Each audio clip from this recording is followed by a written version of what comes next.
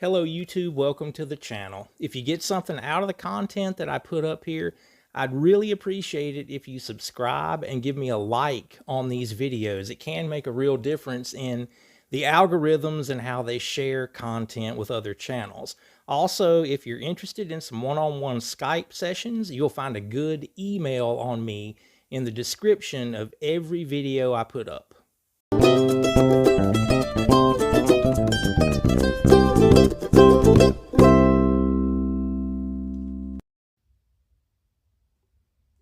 Okay, today we're going to look at application of double stops. That's something that I talk about a good bit on the channel in eat your vegetables kinds of ways and applying them to tunes. This is a great example with Amazing Grace and how much fuller it sounds on the instrument if you play the melody in double stops instead of single notes.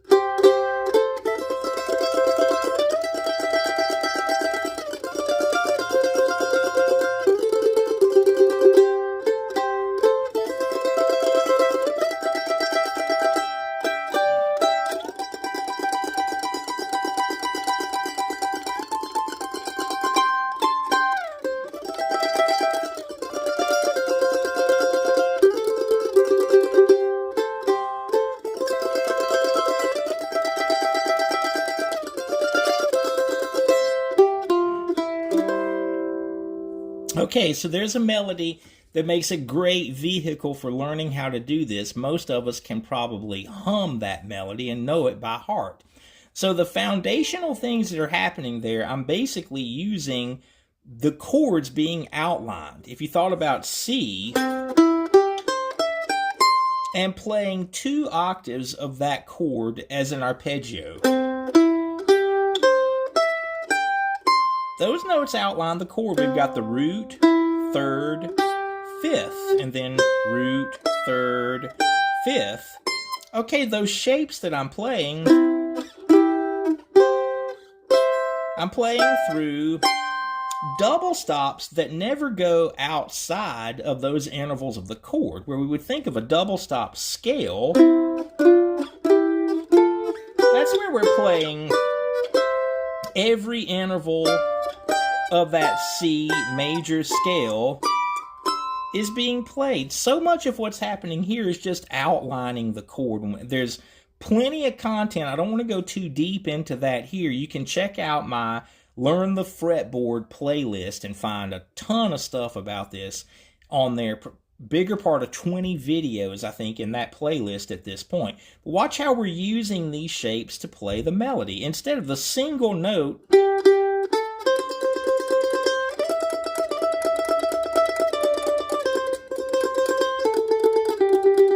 that gets the job done. That's the melody. But listen to this.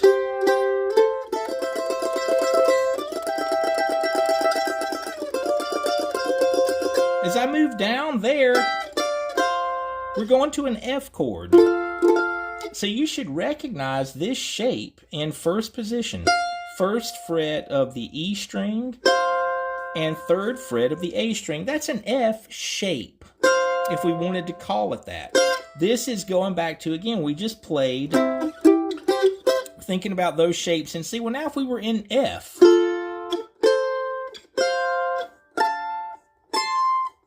we would have that series of shapes that outline an F chord. So when we go to that F, even though we're not using all of those shapes that I just played on the fretboard, that's really what should come to mind when we play that double stop. Now we're back to C. Back to the melody. Okay, when we get to this high G, I'm on the 7th fret of the E string and the 10th fret of the A string. Now you can certainly just memorize the melody that I'm playing, but when you play that G double stop, you should recognize that the song is in a G chord. Here would be those G shapes. Check this out. If I attach them, there's a G arpeggio. I'm outlining that chord.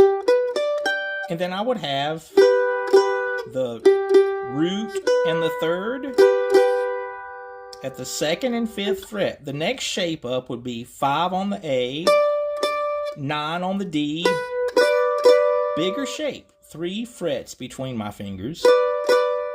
Now I would have the 5th scale degree here, and the root note of G, there's that smaller shape. And here's the one we're playing in this melody. All the way up to the 7th and the 10th fret. And that one sustains, and then back to the melody. Look at this. We're a full octave above where we started. That first shape is here. There's a C and a G note. Later in this melody, we're all the way up here, an octave above that.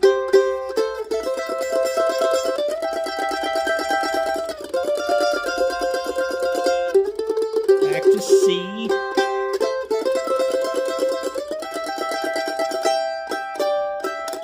There's our G.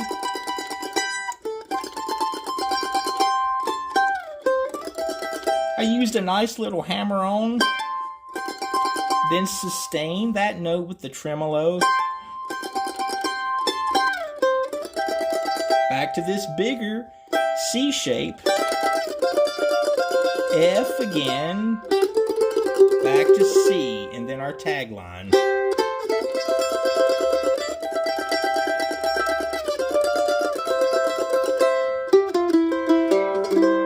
So this is, I know that we're kind of scooting through this fast, but what I want you to realize, this isn't about learning Amazing Grace. That's a great thing to do. It's really about learning to hear these double stops. And if you haven't spent your whole life playing the mandolin and just kind of picking this up a piece at a time here and there, a great thing to do as you worked on this tune would be to play the C shapes. We could take that all the way up to the 12th and the 15th fret. So look at this, 2 and 5, 5 and 9, 3 and 5. The next one we have an option. We could play 7 and 10, or we could play open and 3. Same double stop, 2 very different tones. Now 3 and 7, bigger shape. Now we're up here, 8 and 10, all the way to 12 and 15. So those are the C shapes that outline the chord. Now I'm going to move on to F, the lowest one of those. F note here, C note at the 3rd fret. That smaller shape would be the first one. Here come the same options. I could play 7 and 10, or I could play open and 3. Same exact notes, totally different tone. The next shape would be 3 and 7. Then the smaller shape here, same option. We could play the F note at the 8th fret, C note at the 10th fret, or the one that actually happened in this arrangement of Amazing Grace here, 1st fret, 3rd fret. But you really want to notice that tonal difference between those 2 different neighborhoods of the fretboard. Okay, now we would be up to 5. I've been saying that lower string fret number first. So this would be 5 and 8 for F. And then all the way up here, there we have 8 and 12. And then we could go all the way to 13 and 15. So I'm outlining that F chord. Same thing. Okay, so G. Now we have that 5 chord that happens actually here on the fretboard. This one would start with an open interval on the D string, and then the 4th fret of the G string, which would be our 3rd scale degree, in a G chord. We want to play there. The next one you're going to recognize as these 2 notes of your G chop chord. 5 and 7. Then we would have 2 and 5, You recognize that from your chop chord as well. Now, 5 and 9, up to 3 and 5, then the 7 and 10 that we used in the tune. Then we could go all the way up here, 12 and 14, and then if we dare, all the way up to this really high G shape. Okay, so that's going to be a great thing if you just played through those shapes. C, then F, and then G, and back to C, and so on. Repeat those and then go back through your arrangement. See if it doesn't make a difference in how well you feel like you're actually connected to the fretboard. So if you wanted, a great thing to do would be to learn to play Amazing Grace in every chord and find these shapes for the 1, 4, and 5 of every key. Then you're really going to be learning the mandolin and using Amazing Grace as a vehicle to accomplish that. Good luck.